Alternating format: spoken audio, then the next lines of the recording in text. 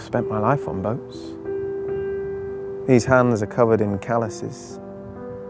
They've always held an oar or a coin. I was a ferryman. A ferryman's life is a strange one. For the briefest of times, you carry people's lives in your hands. You share a journey on the enforced intimacy of your boat.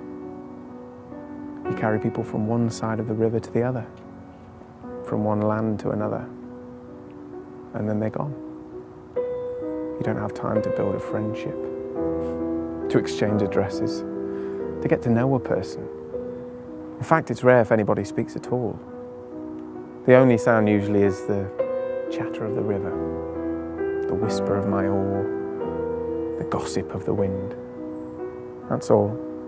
But that's usually enough. And you get all sorts waiting to cross. Businessmen, soldiers, bakers, butchers, mothers and children.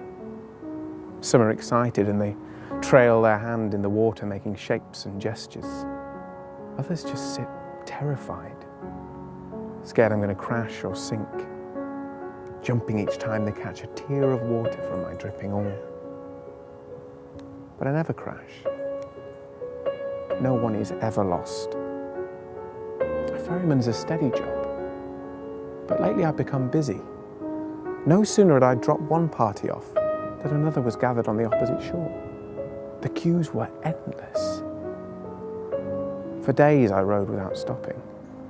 No rest for the wicked, I hear you say.